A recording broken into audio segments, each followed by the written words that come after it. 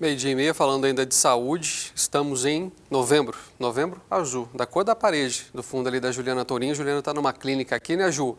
Para a gente falar sobre aquela história de que homem não procura médico, tem que procurar sim, né? Tem que fazer check-up, tá de olho na saúde. Bem-vinda novamente.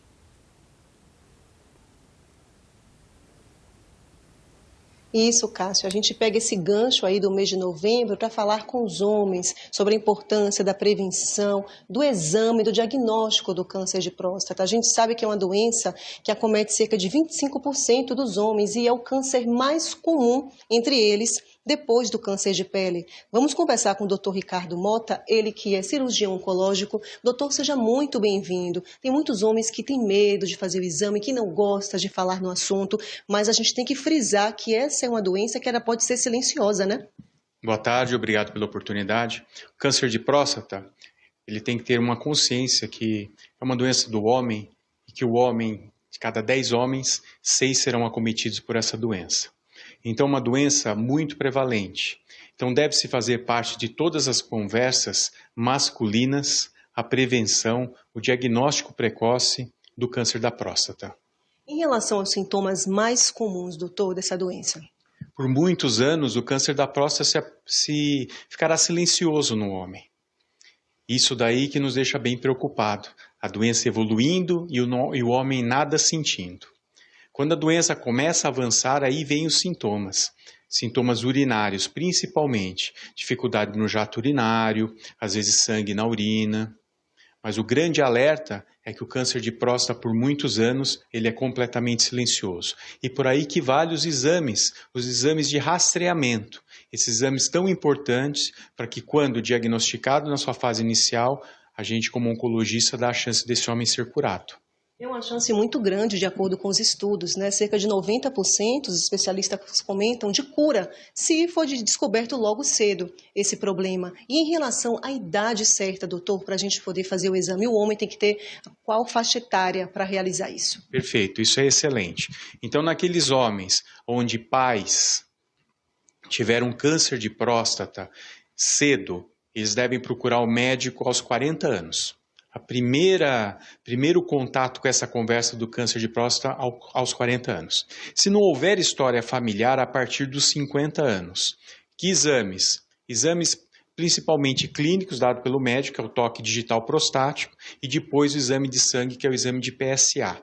Fazendo esse rastreamento, se começa aí a gente pensar nesse paciente, em que fila ele vai. Senão a gente pode deixá-lo 2 anos sem exame ou ele vai ter que ser acompanhado anualmente. Em relação ao tratamento, quem já fez a cirurgia, como é que funciona?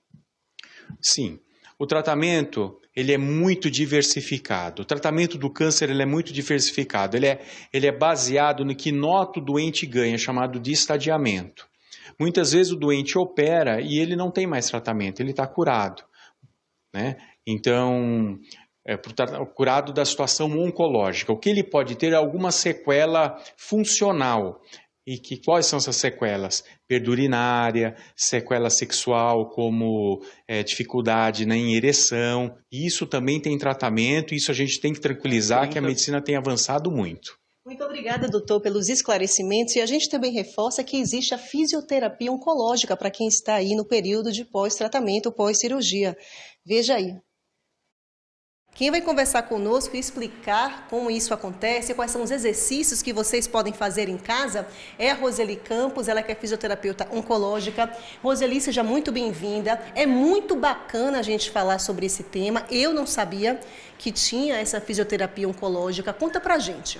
Nós somos do Acolher e nós idealizamos esse programa mesmo de fisioterapia oncológica. Por quê? Porque é exatamente isso. Ninguém sabe que ela existe. E o fisioterapeuta oncológico, ele é um especialista no assunto e ele vem para tratar todas as complicações que o paciente tem decorrente do tratamento oncológico, independente em qual fase dele. É bom a gente falar sobre esses sintomas, né? Muitos deles têm impotência sexual, fica também com incontinência urinária, isso deixa o homem muito para baixo. E é importante a gente falar aqui que existe esse tratamento e você vai demonstrar para a gente, vai falar sobre exercícios, né, Roseli, que podem ser feitos de casa. Sim, a fisioterapia oncológica para o paciente que está em tratamento do câncer de próstata, ela pode começar antes mesmo dele operar, tá? Então, é muito mais fácil ele entender como que são as contrações dos músculos do assoalho pélvico, que são músculos que muitas vezes a gente não sabe nem que eles existem. É mais fácil de aprender antes da cirurgia e assim, após a cirurgia, ele consegue executar todo o programa de tratamento com mais facilidade, tá?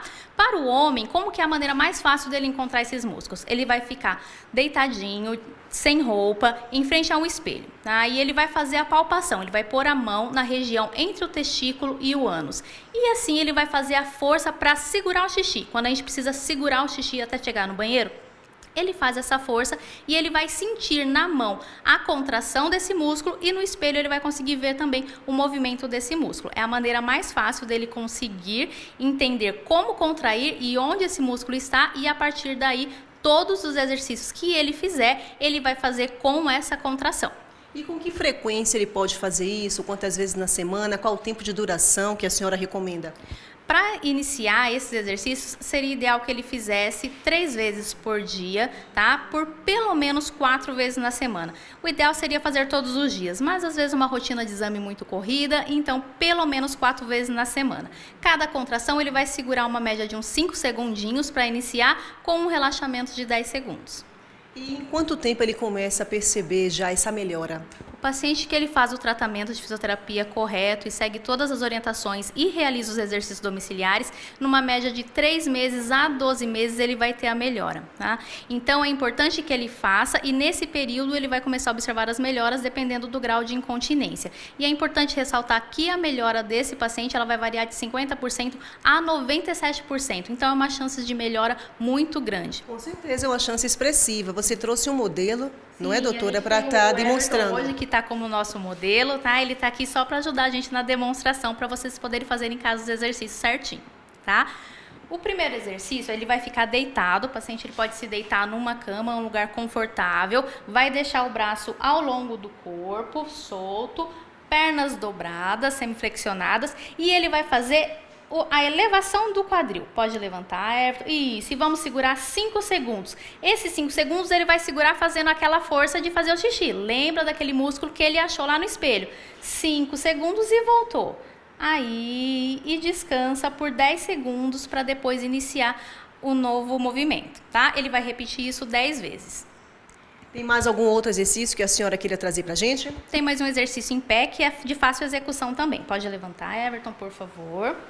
Você vai apoiar as mãos, em casa pode ser na cabeceira da cama, numa mesa, em um lugar bem firme, só para não ter o risco de cair, tá bom? E vai abaixar. Quando ele abaixar, ele vai segurar o xixi. Segura por 1, 2, 3, 4, 5 e volta. E descansa esse músculo por 10 segundos para iniciar novamente a próxima repetição. Mesma coisa, 10 vezes todos os dias.